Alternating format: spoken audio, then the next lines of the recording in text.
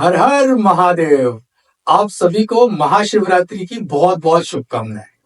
कुछ दिनों से मेरे सेशंस के अंदर कुछ प्रश्न आ रहे थे कि शिव क्या है, या शिवलिंग किस चीज का प्रतीक है, या हमें शिव की पूजा किस तरह से करनी चाहिए। देखो, यूजुअली मैं तो मैनेजमेंट, बिजनेस, सेल्स स्किल्स के ऊपर बनाता हूं, लेकिन जिंदगी के किसी भी आयाम के अंदर अगर आप देखें तो शिव शिव एक ऐसा तत्व है जो आपको अपने जीवन के एक ऊंचे पायदान पर पहुंचाने के लिए बहुत महत्वपूर्ण है।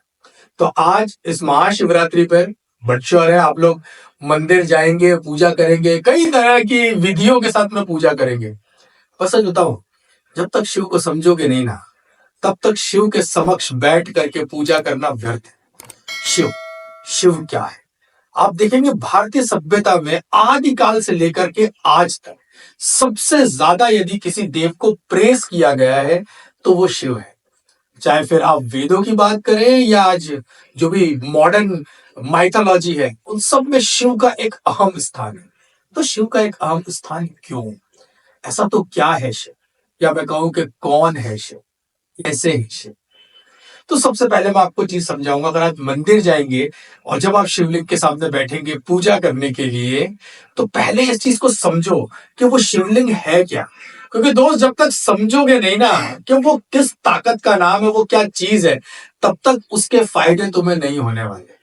तो शिव को कई तरीके से वर्णित किया गया है, पर मैं आपको बिल्कुल एक एक जेनरिक तरीके से समझाने की कोशिश करता हूं कि जब भी आप एक शिवलिंग को देखते हैं तो शिवलिंग के अंदर दो हिस्से होते हैं।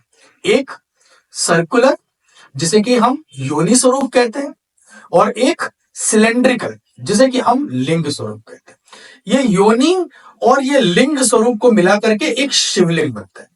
मॉडर्न माइथोलॉजिस्ट, या मैं कह सकता हूं कि जो लोग हैं उसे अलग अलग तरीकों से बताते हैं, परंतु समझिए ये शिवलिंग है क्या, ये शिवलिंग प्रतीक क्या है?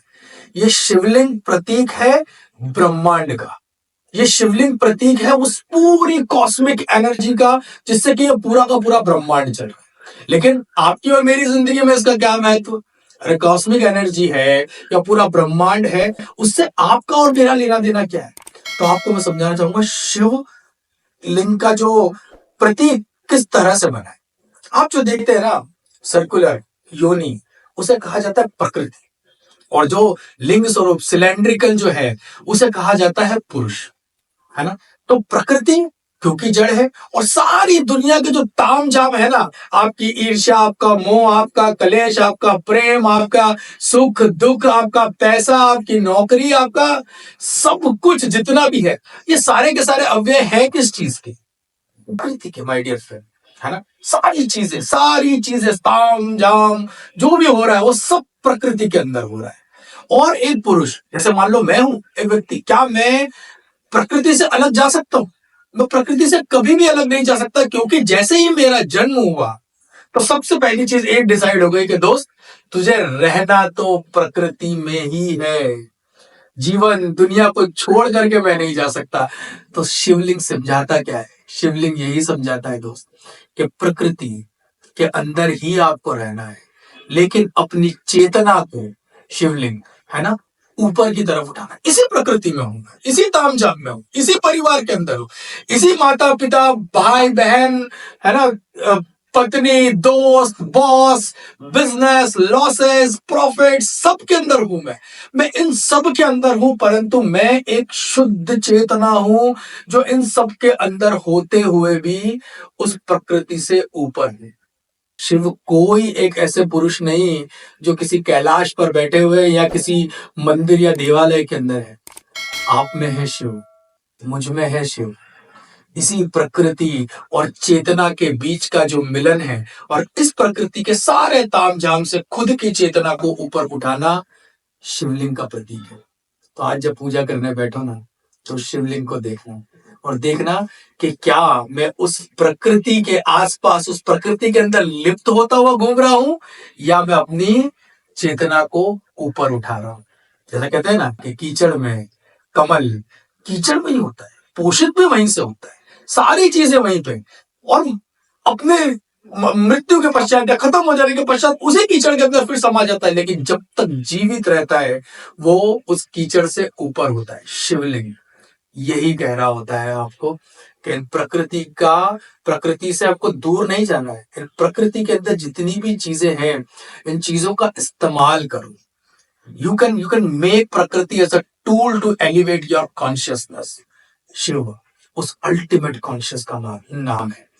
तो फिर अगर आप बिजनेस पीपल हैं, आप ओनर्स हैं, तो सारी चीजें लगी रहेगी दोस्त। लोगों का आना, लोगों का जाना, प्रॉफिट लॉस, है ना, कंपनी बनना, कंपनी छोड़ना, बुरा लगना, अच्छा लगना, इमोशनल सेटबैक, फाइनेंशियल सेटबैक। पर उस बीच में अपने ऑर्गेनाइजेशन, अपने कर्म को लेकर के आपका कॉन्शियसनेस क्या उस प्रकृति से ऊपर जा रहा है? शिवलिंग ऊपर की तरफ जाने की बात है। शुद्ध चेतना का नाम है।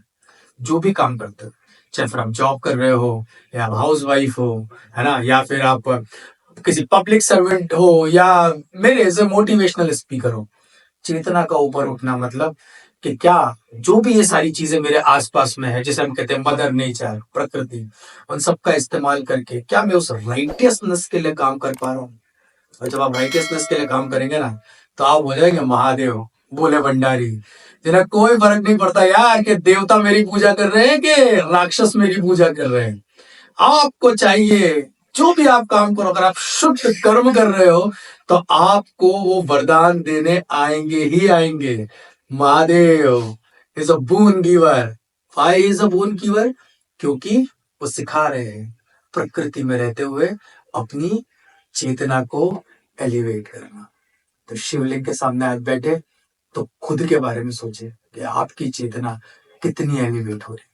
दूसरा तरीका बताता हूं इसे समझने का, कि जब भी आप ध्यान मुद्रा में बैठते हैं, पद्मासन के पोस्चर में जब आप बैठते हैं, तो आप देखते हैं कि पद्मासन का जो पोस्चर है, अगर मैं एक सेकंड के लिए मानूं कि आपके आजू बाजू में जो भी ऑरा है या एनर्जी है, अगर वो उसको सर्कुलेट कर रही है, आपके आसपास में सर्कुलेट कर रही है, तो आपके निचले हिस्से पे एनर्जी कुछ सर्कुलर फॉर्मेट में सर्कुलेट करेगी।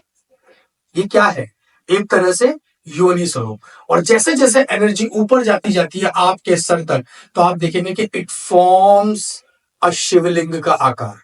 एनर्जी, शक्ति आपके नीचे से ऊपर की तरफ जा रही है, और उस फॉर्म को जब आप देखेंगे एनर्जी के माध्यम से, तो आपको लगेगा कि आप स्वयं एक शिवलिंग के आकार के हो रहे हैं। समझ पा रहे हैं?